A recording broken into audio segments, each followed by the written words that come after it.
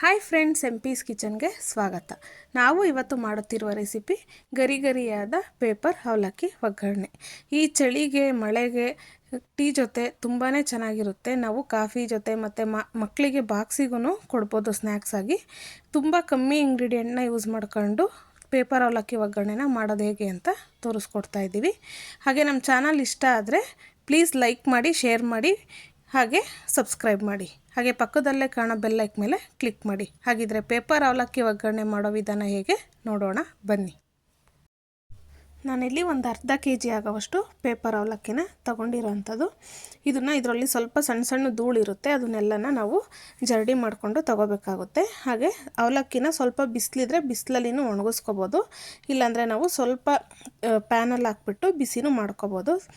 ತುಂಬ ಚೆನ್ನಾಗಿ ಫ್ರೈ ಆಗಬಾರ್ದು, ಇದು ಸ್ವಲ್ಪ ಮುರಿದ್ರೆ ನಾವೇ ಕೈಯಲ್ಲಿ ಮುರಿದಾಗ ಸ್ವಲ್ಪ ಕಟ್ಟಾಗಬೇಕು, ಆ ಥರ ಇದ್ದರೆ ಸಾಕಾಗುತ್ತೆ.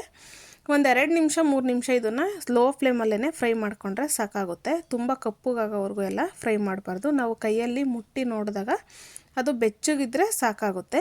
ನಾವು ತುಂಬ ಫ್ರೈ ಮಾಡಿಬಿಟ್ರೆ ನಾವು ಮಿಕ್ಸ್ ಮಾಡಬೇಕಾದ್ರೆ, ಒಗ್ಗರಣೆ ಮಾಡಬೇಕಾದ್ರೆ ಎಲ್ಲ ಮುರಿದೋಗ್ಬಿಡುತ್ತೆ. ಅದಕ್ಕೋಸ್ಕರ ನೋಡಿ, ನಾನು ತೋರಿಸ್ತಾ ಇದ್ದೀನಲ್ಲ, ಈ ವಿಧಾನದಲ್ಲಿ ಮಾಡಿಕೊಂಡ್ರೆ ಸಾಕಾಗುತ್ತೆ. ಈಗ ಇದನ್ನು ಒಂದು ಸೈಡಿಗೆ ಇಟ್ಕೊತಾ ಇದ್ದೀನಿ. ನೆಕ್ಸ್ಟು ನಾನಿಲ್ಲಿ ಒಗ್ಗರಣೆ ಮಾಡ್ಕೊಳ್ಳೋದಕ್ಕೆ ಒಂದು ಕಡಾಯಿ ತೊಗೊಂಡಿದ್ದೀನಿ. ಕಡಾಯಿಗೆ ಒಂದು 30 ml ಆಗೋವಷ್ಟು ಆಯಿಲ್ನ ಸೇರಿಸ್ಕೊತಾ ಇದ್ದೀನಿ. ಈಗ ಆಯಿಲೆಲ್ಲ ಬಿಸಿಯಾಗಿದೆ. ನಾನಿಲ್ಲಿ ಒಂದು ಅರ್ಧ ಬೌಲ್ ಆಗೋವಷ್ಟು ಶೇಂಗಾ ಬೀಜನ ತಗೋತಾ ಇದ್ದೀನಿ. ನಿಮಗೆ ಕಡಲೆ ಬೀಜ ಎಲ್ಲ ತುಂಬ ಇಷ್ಟ ಆಗೋದಾದರೆ ಇದಕ್ಕಿನ್ನೂ ಸ್ವಲ್ಪ ಜಾಸ್ತಿನೇ ಹಾಕ್ಕೋಬೋದು. ನಿಮಗೆ ಸಾಕು ಇಷ್ಟ ಆಗುತ್ತೆ ಅಂದರೆ ಅರ್ಧ kgಗೆ ಇಷ್ಟ ಹಾಕ್ಕೊಂಡ್ರೂ ಸಾಕಾಗುತ್ತೆ. ಈಗ ನಾನು ಇದನ್ನು ಲೋ ಫ್ಲೇಮಲ್ಲೇ ಚೆನ್ನಾಗಿ ಫ್ರೈ ಮಾಡ್ಕೊತಾ ಇದ್ದೀನಿ. ನಾವು ಐ ಫ್ಲೇಮ್ ಇಟ್ಟು ಫ್ರೈ ಮಾಡಬಾರ್ದು. ಐ ಫ್ಲೇಮ್ ಇಟ್ಟು ಫ್ರೈ ಮಾಡಿದ್ರೆ ಬೇಗ ಕಲರ್ ಚೇಂಜ್ ಆಗುತ್ತೆ, ಆದರೆ ಒಳಗಡೆ ಹಸಿ ಅನ್ನೋದು ಹಾಗೇ ಇರುತ್ತೆ. ಅದಕ್ಕೋಸ್ಕರ ಲೋ ಫ್ಲೇಮಲ್ಲಾದರೆ ನಮಗೆ ಕ್ರಿಸ್ಪಿಯಾಗಿರುತ್ತೆ, ತುಂಬ ದಿವಸನೂ ಇಟ್ಕೋಬೋದು. ಈಗ ಇದನ್ನು ನಾನು ಅವಲಕ್ಕಿ ಒಳಗಡೆ ಸೇರಿಸ್ಕೊತಾ ಇದ್ದೀನಿ. ಈಗ ನೆಕ್ಸ್ಟು ನಾನು ಇಲ್ಲಿ ಹುರ್ಗಡ್ಲೆನ ತೊಗೊಂಡಿರೋ ಅಂಥದ್ದು. ನಾವು ಯಾವಾಗಲೂ ಲೋ ಫ್ಲೇಮ್ ಇಟ್ಕೊಂಡೇ ನಾವು ಫ್ರೈ ಮಾಡ್ಕೋಬೇಕಾಗುತ್ತೆ. ನಾನಿಲ್ಲಿ ಒಂದು ಅರ್ಧ ಬೌಲ್ ಆಗೋವಷ್ಟು ಹುರ್ಗಡ್ಲೆನ ತೊಗೊಂಡಿದ್ದೀನಿ. ನಿಮಗೆ ತುಂಬ ಇಷ್ಟ ಆಗುತ್ತೆ ಅಂದರೆ ನೀವು ಇದೇ ಕ್ವಾಂಟಿಟಿನ ಡಬಲ್ ಮಾಡ್ಕೊಂಡು ಮಾಡ್ಕೋಬೋದು. ಈಗ ನಾನು ಇದನ್ನು ಎಣ್ಣೆಯಲ್ಲಿ ಚೆನ್ನಾಗಿ ಫ್ರೈ ಮಾಡ್ಕೊಳ್ಳೋಣ. ಹಾಕಿದ ತಕ್ಷಣ ಅದೇ ಮೇಲೆ ಬರುತ್ತೆ, ನಾವು ಅದನ್ನು ಜಾಸ್ತಿ ಹೊತ್ತು ಬಿಡಬಾರ್ದು ಹುರ್ಗಡ್ಲೆ, ಯಾಕೆಂದರೆ ಗರಿ ಗರಿಯಾಗಿರುತ್ತೆ. ಅದು ತುಂಬ ಕಪ್ಪಗಾಗ್ಬಿಟ್ರೆ ತಿನ್ನೋದಕ್ಕೆ ಟೇಸ್ಟು ಚೆನ್ನಾಗಿರಲ್ಲ. ಅದಕ್ಕೋಸ್ಕರ ನೆಕ್ಸ್ಟ್ ನಾನಿಲ್ಲಿ ಕೊಬ್ಬರಿನ ತೊಗೊಂಡಿರೋ ಅಂಥದ್ದು, ಸ್ಲೈಸಾಗಿ ಕಟ್ ಮಾಡ್ಕೊಂಡಿರೋ ಅಂಥ ಕೊಬ್ಬರಿ ನಿಮಗೆ ಉದ್ದುದ್ದ ಇಷ್ಟ ಇಲ್ಲ ಅಂದರೆ ಸಣ್ಣ ಸಣ್ಣಗೂ ಕಟ್ ಮಾಡಿ ಸೇರಿಸ್ಕೋಬೋದು. ಕೊಬ್ಬರಿನೂ ಅಷ್ಟೇ ನಾವು ತುಂಬ ಲೋ ಫ್ಲೇಮಲ್ಲೇ ಫ್ರೈ ಮಾಡ್ಕೋಬೇಕಾಗುತ್ತೆ. ಸ್ವಲ್ಪ ಬ್ರೌನ್ ಕಲರ್ ಆಗೋವರೆಗೂ ಫ್ರೈ ಮಾಡಿಕೊಂಡ್ರೆ ಸಾಕಾಗುತ್ತೆ. ನಾವು ತುಂಬ ಸೀಸಬಾರ್ದು. ಅದಕ್ಕೋಸ್ಕರ ನೋಡಿ, ಈ ಥರ ನೀಟಾಗಿ ಸ್ವಲ್ಪ ಮಿಕ್ಸ್ ಮಾಡ್ತಾ ನಾವು ಫ್ರೈ ಮಾಡಬೇಕು. ಈಗ ಇದು ಚೆನ್ನಾಗಿ ಫ್ರೈ ಆಗಿದೆ, ಇದನ್ನು ತೆಕ್ಕೊಳ್ತಾ ಇದ್ದೀನಿ. ನಾನು ಎಲ್ಲನೂ ಡೈರೆಕ್ಟಾಗಿ ಅವಲಕ್ಕಿ ಒಳಗಡೆ ಸೇರಿಸ್ಕೊತಾ ಇದ್ದೀನಿ. ಈಗ ನೆಕ್ಸ್ಟು ನಾನು ಅದೇ ಎಣ್ಣೆಗೆ 1 ಸ್ಪೂನ್ ಆಗೋವಷ್ಟು ಸಾಸಿವೆನ ತೊಗೊಂಡಿದ್ದೀನಿ. ಹಾಗೆ 1 ಗೆಡ್ಡೆ ಬೆಳ್ಳುಳ್ಳಿನ ಅದು ಸಿಪ್ಪೆ ಸಮೇತ ಜಜ್ಜಿಬಿಟ್ಟು ಸೇರಿಸ್ಕೊತಾ ಇದ್ದೀನಿ.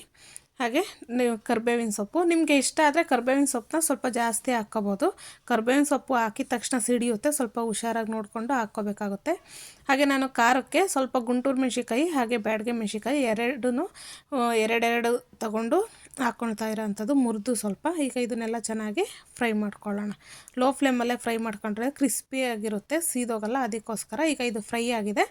ಇದಕ್ಕೆ ಒಂದು 1/4 ಟೀ ಸ್ಪೂನ್ ಆಗೋವಷ್ಟು ಅರಶಿನದ ಪುಡಿ ಹಾಗೆ ರುಚಿಗೆ ತಕ್ಕಷ್ಟು ಉಪ್ಪು ಸೇರಿಸ್ಕೊತಾ ಇದ್ದೀನಿ. ನಾವು ಉಪ್ಪು ಇದೇ ಟೈಮಲ್ಲಿ ಸೇರಿಸೋದ್ರಿಂದ ಆಯಿಲಲ್ಲಿ ಚೆನ್ನಾಗಿ ಮಿಕ್ಸ್ ಆಗುತ್ತೆ, ಹಾಗೆ ಅವಲಕ್ಕಿನೂ ಚೆನ್ನಾಗಿ ಹೊಂದುತ್ತೆ. ಅದಕ್ಕೋಸ್ಕರ ಈಗ ನೋಡಿ, ಇದು ಚೆನ್ನಾಗಿ ಫ್ರೈ ಆಗಿದೆ.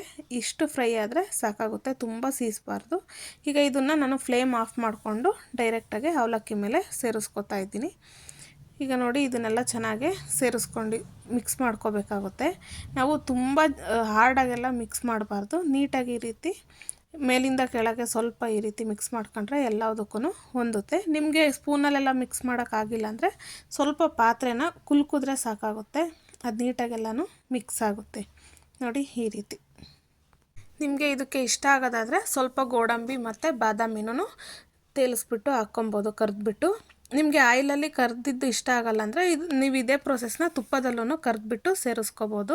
ಇಲ್ಲ ನಿಮಗೆ ಆಯಿಲೇ ಇಷ್ಟ ಅಂದರೆ ಈ ರೀತಿ ಮಾಡ್ಕೋಬೋದು. ನೋಡಿ, ಈ ರೀತಿ ನೀಟಾಗಿ ಮಿಕ್ಸ್ ಮಾಡ್ಕೋಬೇಕು. ತುಂಬಾ ಟೇಸ್ಟಿಯಾಗಿರುತ್ತೆ. ಮನೆಯಲ್ಲೇ ಸಿಗೋ ಇಂಗ್ರೀಡಿಯೆಂಟ್ನ ಯೂಸ್ ಮಾಡ್ಕೊಂಡು ನಾನು ಮಾಡಿ ತೋರಿಸ್ತಾ ಇರೋಂಥದ್ದು. ಸಂಜೆ ಟೈಮಲ್ಲಿ ಸ್ನ್ಯಾಕ್ಸ್ ಆಗಿ ನಾವು ಟೀ ಜೊತೆ ಕಾಫಿ ಜೊತೆ ಎಲ್ಲ ತಗೋಬೋದು. ಮಳೆಗಾಲದಲ್ಲಂತೂ ಈ ಥರ ಏನಾದರೂ ಸ್ನ್ಯಾಕ್ಸ್ ಬೇಕು ಅಂತ ಅನ್ನಿಸ್ತಾ ಇರುತ್ತೆ. ಒಂದು ಸತಿ ಈ ರೀತಿ ಟ್ರೈ ಮಾಡಿ, ತುಂಬಾ ಟೇಸ್ಟಿಯಾಗಿರುತ್ತೆ.